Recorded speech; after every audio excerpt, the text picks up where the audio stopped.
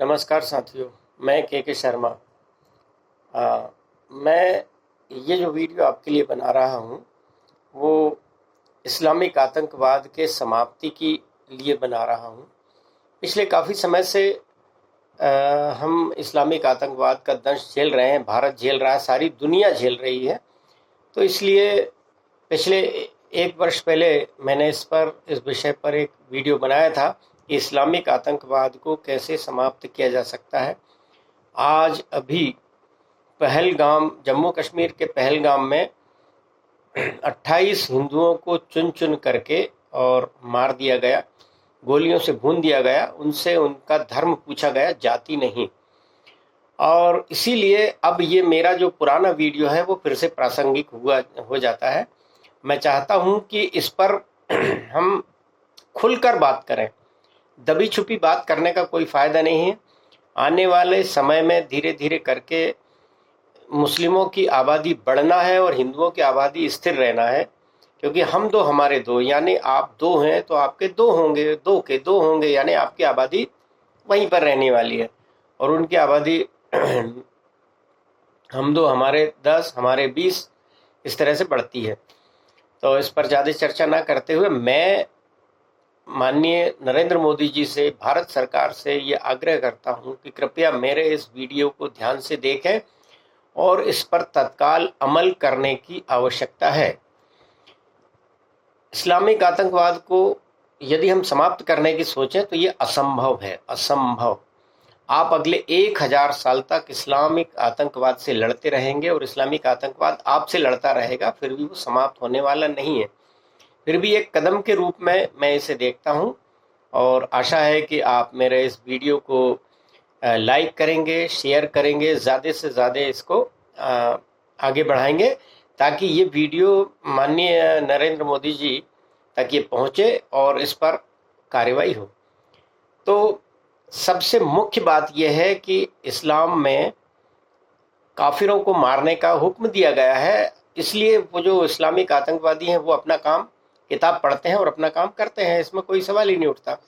हमें ये देखना है कि मुस्लिमों की आबादी जब तक कम रहती है तब तक वो प्रेम से हमसे भाईचारे के साथ रहते हैं। जैसे ही 50% से ऊपर हुए कि फिर आप उनको, उनकी स्थितियां आप अलग देख सकते हैं। अभी उदाहरण ज़्यादा दूर की बात नहीं है, कश्मीर का तो हमने देखा ही है और बांग्लादेश में भी अभी हमने अपनी आंखों से देखा है कि जिन बांग्लादेश के महिलाओं को हमारे सेना ने बचाया था, हमारे सेना ने जिनको बचाया था, उनके अवैध बच्चों ने आज जो है ना स्थिति ये कर दिया है कि वो पाकिस्तानियों से मिलने के लिए तैयार हो गए और भारत के दुश्मन हो गए हैं। कारण वही है कि इनको इस्लाम का भूत चढ़ा हुआ है और इसका कोई इलाज नहीं है। तो हम बात शुरू करें कि इस्लामिक आतंकवाद को 1 साल के अंदर कैसे समाप्त किया जा सकता है। तो सुनिए साथियों, क्या है कि जो अपनी भारतीय संसद है उसके अंदर एक आपको प्रावधान लाना पड़ेगा, एक अधिनियम लाना पड़ेगा, अध्यादेश लाना पड़ेगा। और वो अध्यादेश क्या होगा कि जो भी इस्लामिक आतंकवादियों की फांसी देने वाली जो लिस्ट है वो हमारे पास है, हमारे संसद के अंदर वो सब मौजूद है और किन किन इस्लामिक आतंकवादियों को फांसी दिया जाना है उनकी एक लिस्ट है। वो लिस्ट है, करना यह है कि यदि अगले कदम से, यानी आज से ही, यदि आज से या कल से कोई भी भारत के अंदर किसी भी कोने में आतंकवादी घटना होती है, इस्लामिक आतंकवादी घटना होती है, तो जो लिस्ट है उस लिस्ट में से सबसे पहले व्यक्ति को, सबसे पहले आतंकवादी को फांसी दे दी जाएगी। 1 माह के अंदर उसको फांसी दे दी जाएगी, ऐसा संसद ये नियम पास कर दे, पारित कर दे। साथ ही साथ में ये इसकी लिस्ट सार्वजनिक भी कर दे कि ये इसको फांसी देने के बाद में अगला नंबर किसका आएगा। अब आप जानते हैं कि जो इस्लामिक आतंकवादी हैं, चाहे वो जम्मू कश्मीर में हो, चाहे वो आपके भारत के किसी कोने में हो, चाहे वो दुनिया के किसी कोने में हो, वो अपने मकसद से कभी रुक नहीं सकते। तो आपके जो संसद है उसके कानून पारित करने के बाद में भी ये दौर चलता रहेगा, कहीं ना कहीं कोई ना कोई घटनाएं होती रहेंगी।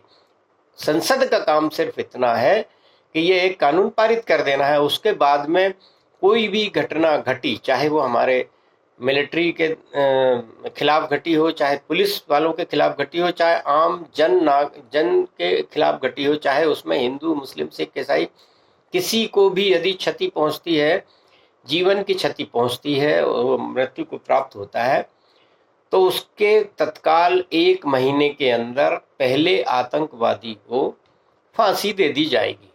और ये आतंकवादियों की लिस्ट पहले से डिसाइडेड है। हमें मालूम है कि राष्ट्रपति महोदय की सूची में कौन कौन आतंकवादी हैं जिनको फांसी देने के लिए राष्ट्रपति महोदया के पास ये सूची है। अब पहली घटना होगी, उसके 1 माह के अंदर ही अंदर में वो जो है उस पहले आतंकवादी को फांसी दे दी जाएगी। अब सारे देश में, सारी दुनिया में जहां जहां भी है हंगामा होगा, कुछ लोग उसका समर्थन करेंगे, कुछ खुश होंगे, कुछ विरोध करेंगे, कुछ कहेंगे ये बहुत गलत हुआ, हमारे साथ अन्याय हो रहा है, ऐसा हो रहा, वैसा हो रहा, वो सब हो जाने दीजिए। आप अगले हमले की रास्ता देखिए कि अगला हमला कहाँ हो रहा है, और हमारे किसी सेना, पुलिस या मतलब सामान्य जन, चाहे हिंदू मुस्लिम सिख ईसाई, किसी को भी इस्लामिक आतंकवाद से कोई भी क्षति होती है, बस हमें वही देखना है, उसके अलावा हमें कुछ भी नहीं देखना है। तो अगला नंबर फिर किसी न किसी का आएगा, किसी न, चाहे वो जम्मू कश्मीर में होगा, नहीं तो बंगाल में होगा, कहीं भी होगा। इस्लामिक आतंकवाद से हमारे देश के किसी भी नागरिक को या सेना को या पुलिस को या सशस्त्र बलों को किसी को भी नुकसान पहुंचा कि हमने दूसरे वाले जो आतंकवादी है, जो कि हमारे पास पहले से ही लिस्ट में मौजूद है, उस आतंकवादी को 1 माह के अंदर फांसी दे देनी है। फिर चिल्ला चोट होगी, और ज्यादा विरोध होगा, और ज्यादा समर्थन होगा, सारे लोग समर्थन करेंगे, सारे लोग विरोध करेंगे, जिनको जो करना है वो अपना काम करेंगे, क्योंकि देवताओं को अपना काम करना है और दानवों को अपना काम करना है। ये दानव आज से नहीं, ये सतयुग के समय से ये दानवों ने अपना काम जारी रखा है और आज भी उनका वही काम है। लिहाजा ये हमें इसके बारे में कोई चिंता करने की आवश्यकता नहीं, हमें अपना काम करने की आवश्यकता है। जैसे वो अपने काम में लगे हुए, हमें अब अपने काम में लगना होगा। तो तीसरा जो आतंकवादी है उसको आपने सार्वजनिक किया हुआ है कि अगला नंबर इसका आएगा, किसी भी व्यक्ति को, हमारे भारतीय किसी भी व्यक्ति को यदि इस्लामिक आतंकवाद से कुछ भी नुकसान हुआ, मृत्यु हुई, तो हम अगले आतंकवादी को फांसी चढ़ा देंगे। इसी प्रकार से तीसरे, चौथे, 5वें, 10वें आपको कोई किसी प्रकार की संकोच नहीं करना है और हर एक आतंकवादी को आपको फांसी चढ़ाना है। और इस बीच में समर्थन और विरोध इतना अधिक होगा कि जिसकी आप कल्पना कर सकते हैं, जो कि मैं भी कल्पना कर रहा हूं। इसकी परवाह किए बिना भारतीय संसद के द्वारा पारित जो है संविधान को हम पालन करेंगे। संविधान का पालन हमको सबको करना है और इसलिए उनको फांसी देते चले जाएंगे। एक समय, 1 साल के बाद में या 2 साल के बाद में स्थिति ऐसी हो जाएगी कि आप ढूंढेंगे कि कहाँ घटना होने वाली है, कहाँ कोई इस्लामिक आतंकवादी भारत में रह करके, भारत में आकर के या पाकिस्तान से आकर के हमारे किसी हिंदू, मुस्लिम, सिख, ईसाई या कोई सेना, पुलिस या सशस्त्र बल के किसी व्यक्ति को कोई दुर्घटना कर रहा है, कोई बम विस्फोट कर पा रहा है, कुछ भी करेगा, तो उसके 1 माह के अंदर हमें उसका निपटान कर देना है। और चूंकि संसद से ये नियम पारित हो जाएगा, इसलिए हमें आगे कुछ सोचने की, ये बताने की मुझे कुछ जरूरत ही नहीं है। धीरे धीरे करते करते मेरा निश्चित रूप से मानना है साथियों कि 1 साल के अंदर आतंकवाद भारत में समाप्ति की ओर होगा। अब आप कहेंगे कैसे होगा, क्यों होगा?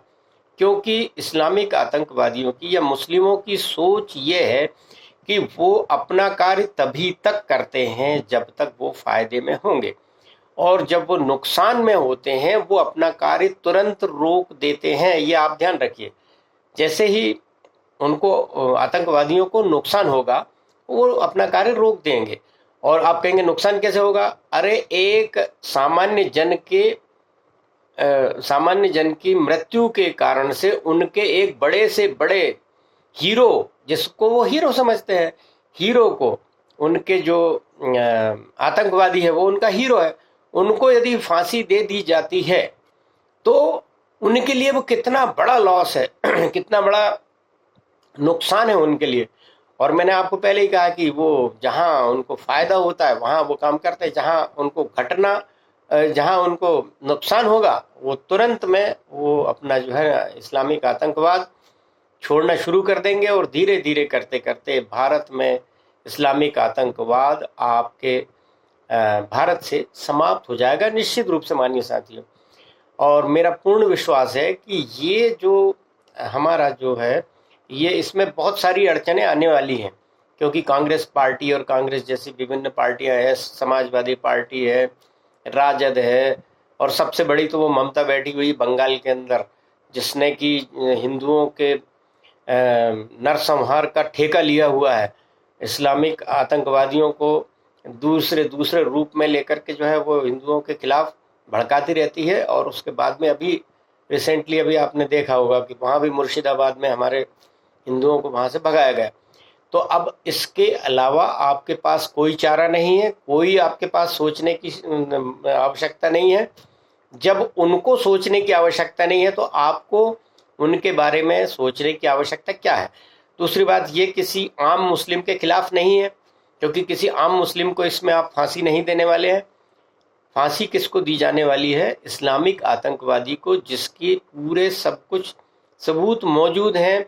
फांसी के फंदे तक जाने के लिए उसे एक ही रास्ता बचा है, राष्ट्रपति महोदया का, और राष्ट्रपति महोदया का 1 महीने के अंदर वो स्वीकृति मिल जानी चाहिए और 1 महीने के अंदर उसे फांसी दे दी जाएगी। दुनिया की जो कोर्ट है वो भी उसको चैलेंज नहीं कर सकती। और मेरा ऐसा मानना है साथियों कि आने वाले समय में भारत यदि ये कानून लाता है तो दुनिया के कम से कम 50 देश इसी कानून का पालन करने वाले हैं। मैं समझता हूँ कि मेरे वीडियो को यदि आपको अच्छा लगा है तो इसको ज़्यादा से ज़्यादा लाइक करें, शेयर करें, और इतना शेयर करें कि माननीय नरेंद्र मोदी जी तक मेरी आवाज़ पहुँचे और आप सब लोग एकजुट रहें। सारे देश में इस जो पहलगाम की घटना हुई जिसमें हमारे 28 साथी शहीद हुए हैं, उनके आत्मा की शांति के लिए जगह जगह प्रदर्शन करें, जगह जगह रैली निकालें और भारत सरकार को ऐसा कानून लाने के लिए मजबूर करें। और इससे अधिक भारत सरकार जो करेगी वो तो अभी सामने दिखाई देगा ही, लेकिन अब भारत सरकार को ऐसा कठोर कानून लाने के लिए मजबूर करना होगा। आपने देखा होगा कि इस्लामिक आतंकवादियों ने गाजा के अंदर क्या हाल किया था इजरायलियों का, लेकिन अब उसके बाद इजराइल ने उनको कैसा सबक सिखाया है कि 1,500 इजरायलियों के मृत्यु होने पर उसने 40,000 से लेकर 48,000 के आसपास तक मुसलमानों को उन्होंने मार गिराया, और मारने के बाद में पूरी बिल्डिंगें ध्वस्त कर दी। और सारी दुनिया ने क्या कहा? सारी दुनिया ने कुछ कहा क्या? किसी ने कुछ नहीं कहा, क्योंकि जब आप किसी के हमले का जवाब देते हैं तब आपको दुनिया कुछ नहीं कह सकती। हमें अपनी ओर से कुछ नहीं कहना है, हमें अपनी ओर से कुछ नहीं करना है। हम तो जो हमला हुआ है उसका जवाब देने वाले हैं, तो हमें जवाब देने से दुनिया कोई नहीं रोक सकती। तो अगर मेरा वीडियो अच्छा लगा हो तो इसको शेयर कीजिए साथियों, लाइक कीजिए, और इस पर आपके कमेंट्स की मैं प्रतीक्षा करूँगा। बहुत बहुत धन्यवाद। के शर्मा, नमस्कार।